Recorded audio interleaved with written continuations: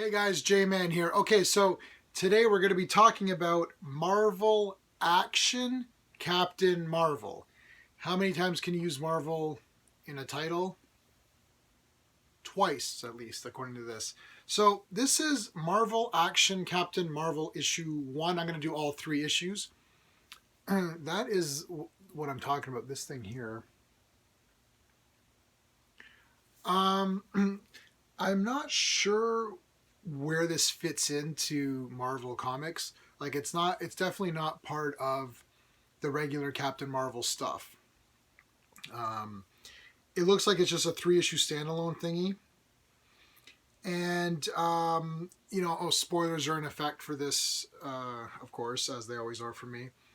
Now it starts off with Jessica Drew, Spider Woman, and Carol Danvers, obviously Captain Marvel. They're watching like a horror movie or something, and they're just like on the couch eating popcorn and watching a movie, right? I mean, okay. And they're watching a horror movie, and it's kind of funny. And I think I don't know if this is meant for little girls or teen girls, but there's a lot of mention throughout this issue and the next issue of how, or a couple of mentions of like, oh, Captain Marvel's the strongest Avenger, and how it's like, it's just the two girls hanging out and all that. So that's fine. This whole thing about Captain Marvel. I'm going to go on a tangent for a sec. This whole thing about Captain Marvel is the strongest Avenger, and can she beat Thor, and is she really the strongest Avenger? And it's a bit tiresome, to be honest with you. I'm going to tell you why, and you might not know why I think it's tiresome. It's tiresome because it doesn't matter. Like I don't read a comic or like a character based on their strength level. Batman is literally my second favorite superhero. My first favorite is Superman. So okay, he's the strongest. Like, but seriously, I mean, Batman is my second favorite hero of all time, and he's not strong. Like, I don't get it. Like, saying that Carol Danvers matters because she's the strongest Avenger defeats the purpose of what she's supposed to stand for. So, I mean, I don't get it. Like, Captain Marvel, if she's a good role model for young girls or boys or anybody out there, then she should just stand on her own as a character. Trying all this back and forth about, is she the strongest? No, she's not the strongest. This is great for the nerds that me and my buddies might say, hey, can Thor defeat Captain Marvel? I don't know, can she? And then we can have this discussion. But this whole thing of the comics trying to push this, it's what's the point? Like I don't see. Well, maybe this happens in Thor. I haven't read Thor in a while. I read when Thor restarted, just not the newest restart, but restart again. First of all, these comics restart every 5 minutes now. You can't go to issue 20 without a reboot. But in any case, I don't remember Thor going around saying, "I'm the strongest." Like, what's the point of that?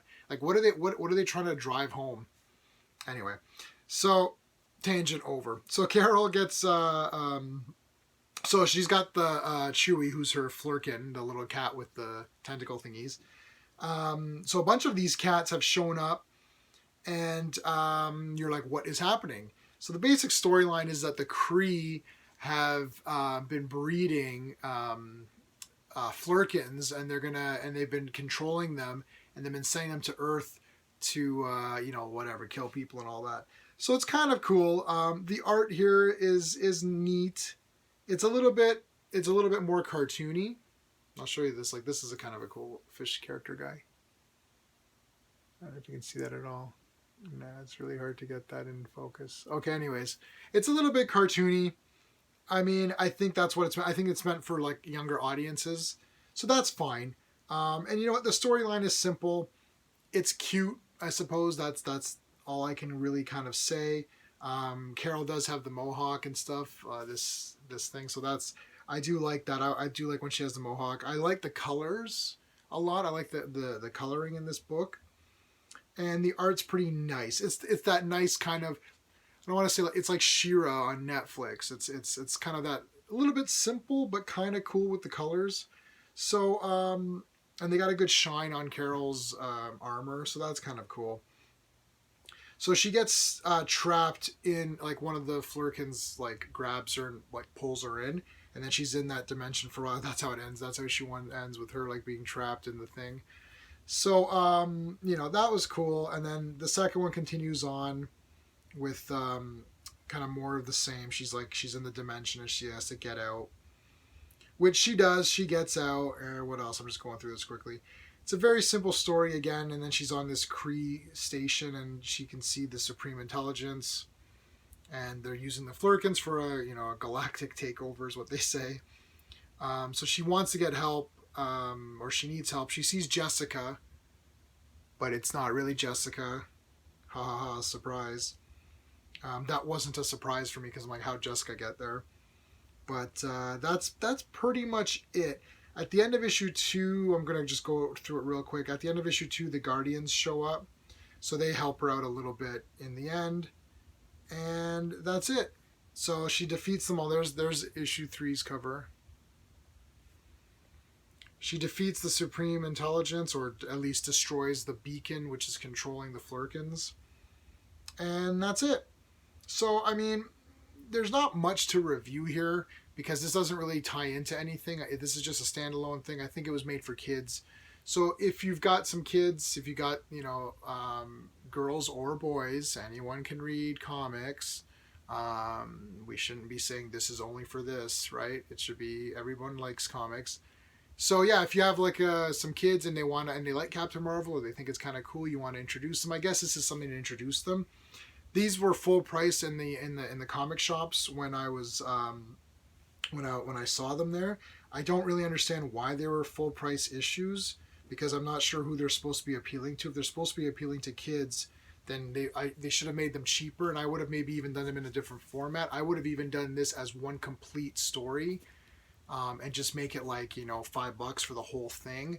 I don't see why they needed to separate this into 3 issues. It's not like I was like so dying to get to the next issue. I didn't even get these when they came out. I just waited and then just got the whole thing digital. So I think it's a good story. It's simple. That doesn't mean it's bad. It's simple, fun. The art's very cute. It's a nice story. That's it. It's nice. That's all I can really say about it. I could have done without the I'm the strongest Avenger, at least 2 or 3 times within issue 1 and 2. Easy. And I know that's only 2 or 3 times, but why is it being said at all? I don't even care. Just we know Carol is super strong and she can hold her own. So trying to enforce that, I don't understand. And then Kevin Feige just said that now Scarlet Witch in the MCU is the strongest. I don't care. I don't care if Carol's the strongest or the weakest, or if Scarlet Witch is the strongest, or if she's the weakest. I don't care. I like Captain Marvel anyways. I'm a Captain Marvel fan, period. Whether she's powered up, depowered, whatever. So getting into all this doesn't affect my like or dislike of the character. So I'm not going to be like, yay, I only like her if she's the strongest. Who cares? So anyways, yeah, simple story. Get it for your kids. I don't think anybody who's an adult is going to get much out of it. I definitely don't think the pricing should have been at full price issues for the story that we got. It was very simple. They could have just made it like, they could have made it like a $4.99, maybe like a thicker issue or something, and then you get it that way.